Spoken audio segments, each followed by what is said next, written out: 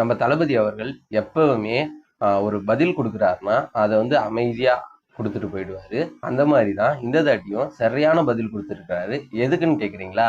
இந்த டைவர்ஸ் கேஸை வச்சு இந்த தமிழ்நாட்டில் இருக்கிற இந்த மீடியாலாம் என்னவோ பூதாகரமா ஊதி ஊதி பெருசாக்குனாங்க.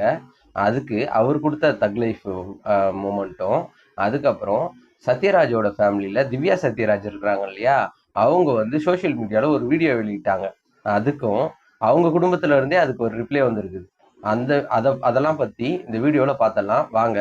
வணக்கம். ஃபர்ஸ்ட் வந்து இந்த டைவர்ஸ் கேஸை பத்தியா பார்த்தலாம். விஜய் அண்ணாவோட ஒய்ஃபா இருக்கிறவங்க வந்து அவர்கிட்ட இருந்து டைவர்ஸ் வேணும்னு சொல்லிட்டு ஒரு கோர்ட்ல அப்ளிகேஷன் போட்டிருந்தாங்க, டைவர்ஸ் பெட்டிஷன் போட்டிருந்தாங்க. அந்த பெட்டிஷன் எடுத்துட்டு இந்த மீடியாலாம் பார்த்தீங்கன்னா விஜய் அந்த மாதிரி பண்ணிட்டாரு, இப்படி பண்ணிட்டாரு, ஒரு நடிகையோட தொடர்பு இருந்தது, அப்படி இப்படின்னு சொல்லிட்டு வீடியோ, அதாவது செய்தி வெளியிட்டு இருந்தாங்க. அதுக்கு அண்ணன் வந்து ஏஜிஎஸ் ஃபேமிலியில வந்து ஒரு ஃபங்க்ஷன் நடக்குது, அதாவது மேரேஜ் ஃபங்க்ஷனு. அந்த ஃபங்க்ஷனுக்கு வரும்போது அண்ணன் சரியா பதில் சொல்லிட்டாரு. அதாவது வாயை திறந்து சொல்ல, அவர் செயல்லே சொல்லிட்டாரு.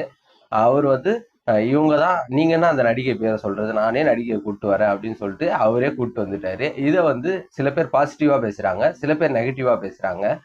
திருமண வாழ்க்கையில பொறுத்தவரையிலும் அவங்கவுங்க இஷ்டத்துக்கு தான், அதாவது ஒரு இண்டிவிஜுவலா அவங்க எடுக்கிற முடிவு தான். இப்போ எனக்கு ஒத்து வரலன்னா நான் தான் பிரியணும். அந்த மாதிரி அவங்க 2 பேருக்கு ஒத்து வரல, அவங்க டைவர்ஸ் வரலாம் போயிட்டாங்க. அதுக்குன்னு நெக்ஸ்ட் மேரேஜ் வந்து பண்ணக்கூடாது அப்படின்னு சொல்றதுல யாருக்கும் எந்த இதுவும் இருக்க ரைட்ஸும் கிடையாது.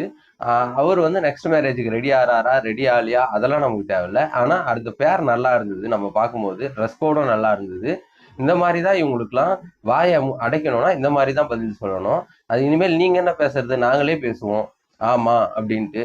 பிடிக்கலன்னா ஒதுங்கிக்கணும். இல்ல ஒரு 2 பேரும் பிரிஞ்சு போறாங்கன்னா அதை வந்து மியூச்சுவல் டிவைஸ்க்கு எத்தனையோ கோர்ட் வந்து சம்மதம் தெரிவிக்குது, அதை பண்ணிக்கலாம் அப்படின்னு சொல்லிட்டு ஒரு இசைவும் கொடுக்குது. ஆனா இவங்க என்னவோ உலகத்துல யாருக்குமே டைவர்ஸ் ஆகல, விஜய் அண்ணாக்கு மட்டும் தான் டைவர்ஸ் ஆகுற மாதிரி கதையை கட்டிட்டு இருந்தாங்க. ஒரு 5-6 நாள் பாத்தீங்கன்னா இதே செய்தி தான் ஓடிட்டு இருந்தது. இந்த தலைப்பு தவிர மீதி எதுவும் பேசவே இல்லை மீடியால.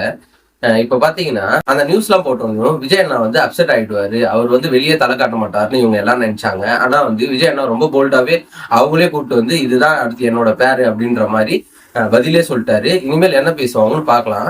அது மட்டும் இல்லாம சுப்ரீம் கோர்ட்ல 2018ஆம் ஆண்டு இது வந்து அதாவது மேரேஜ், அதாவது திருமணத்தை தாண்டிய உறவு வந்து தப்பு இல்லை அப்படின்னு சொல்லிட்டு 2018லயே தீர்ப்பு வந்துருச்சு. அதனால விஜய் அண்ணாக்கு இது ஒன்றும் சட்டப்பூர்வமா எவ்வளவு பெரிய பேக் ஃபயர் ஆகும் தெரியாது. என்ன இந்த டைவர்ஸ் கேஸ் ஆகும் போது மியூச்சுவல் டைவர்ஸா போச்சுன்னா அவங்க வந்து ஜீவனாம்சம் கேட்பாங்க, அது அவங்க அதுக்கு தான் அடி போடுறாங்கன்றதும் தெரியும்.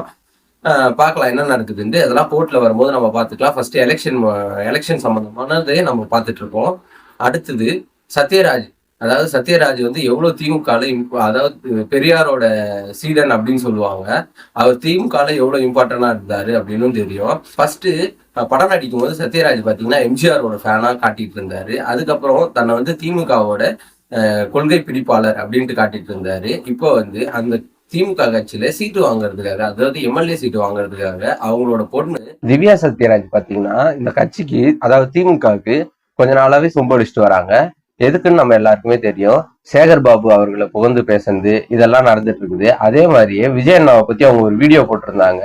என்னன்னா, நீங்க வந்து அரசியலுக்கு வர்றதுக்கு முன்னாடி என்னென்ன நல்லது பண்ணிருக்கீங்க அப்படின்றத நீங்க ஓப்பனா சொல்றதுக்கு ரெடியா அப்படின்ற மாதிரி வீடியோ போட்டிருந்தாங்க. அதுக்கு நம்ம யாரும் பதில் சொல்ல தேவையில்லை. அவங்க ஃபேமிலில இருந்தே சிபி சத்யராஜ் அவர் இருக்கிறார் இல்லைங்களா, சத்யராஜோட பையன், அவர் வந்து அந்த அமைதி பட டைலாக் வரும் பார்த்தீங்களா, வரலாறு பார்க்கணும் மணியா அப்படின்னு சொல்லிட்டு, அப்படின்னு அந்த டாபிக் வச்சு அண்ணன் விஜய் அவர்கள் பண்ண நல்லது, அதாவது மக்கள் இயக்கத்துல இருந்து ஆரம்பிச்சு அதுக்கு முன்னால பண்ணது, மக்களுக்கு என்னென்ன நல்லது பண்ணியிருப்பாரு பாத்தீங்களா, அந்த வீடியோ போட்டோஸ் இது எல்லாத்தையும் எடுத்து போட்டு அந்த தலைப்பு வச்சிருக்கிறாரு. வரலாறு ஒரு தட்டி பார்க்கணும்ட்டு அது அவங்களே பாக்குற மாதிரி வச்சிருக்கிறாரு. விஜய் அண்ணா வந்து தஞ்சாவூர்ல ஒரு இது சொல்லியிருந்தாரு, ஒரு கோட் ஒண்ணு சொல்லியிருந்தாரு. என்னன்னா, இனிமேல் தான் பார்க்க போறீங்க, குடும்பமா வந்து எனக்கு பிரச்சாரம் பண்ண போறாங்க அப்படின்னு சொல்லிட்டு சொல்லியிருந்தாரு. முதல் குடும்பமா சத்யராஜ் குடும்பம் தொடங்கி வச்சிருக்குது. அவங்களுக்குள்ள ஒரு கருத்து வேறுபாடு வந்து, சிபி அண்ணாவை பத்தி நமக்கு எல்லாருக்குமே தெரியும், அவர் எவ்வளவு பெரிய விஜய் ஃபேன்ட்டு. அதனால அவர் கொடுத்த ரிப்ளேவும் சூப்பரா இருந்தது. இனிமேல் தமிழ்நாட்டுல இருக்கிற ஒரு குடும்பத்துல இருந்தும் இந்த மாதிரி கருத்து முரண்பாடுகள் வரதான் செய்யும். அது மட்டும் இல்லாம கொஞ்ச நாளுக்கு முன்னாடியே வந்து தளபதி அவர்கள் சொல்லியிருந்தாரு, திமுகவோட மந்திரி வீட்லயே எனக்கு ஓட்டு இருக்குது அப்படின்ட்டு. அதே மாதிரி சத்யராஜ் எவ்வளவு பெரிய திமுக ஆதரவாளர்னு தெரியும். ஐயா கருணாநிதி இருக்கும் போதெல்லாம் அவர் பெரிய திமுக ஆதரவாளர். இப்போ அவர் குடும்பத்துல ரெண்டா உடைஞ்சு நிக்குது. ஒண்ணு வந்து அவங்க பொண்ணு திமுக சைடும், அவங்க பையன் சிபி வந்து அண்ணன் தளபதி சைடும் வந்து நிக்கிறாங்க. தேர்தல் நெருங்க நெருங்க இந்த மாதிரி இன்னும் நிறைய ஃபேமிலிக்குள்ள ஃபைட் இருக்கும். அதெல்லாம் நம்ம பார்க்கலாம். யார் யாரெல்லாம் விஜய் அண்ணா சப்போர்ட்டர் இருக்கிறாங்க. இந்த மாதிரி பதிவுகளையும் வீடியோவும் பார்க்கணும்னா எங்க சேனலுக்கு சப்ஸ்கிரைப் பண்ணிடுங்க, லைக் பண்ணிடுங்க, ஷேர் பண்ணிடுங்க, கமெண்ட் பண்ணிட்டு ஹைப் பட்டனையும் அமுத்திடுங்க. நன்றி, வணக்கம்.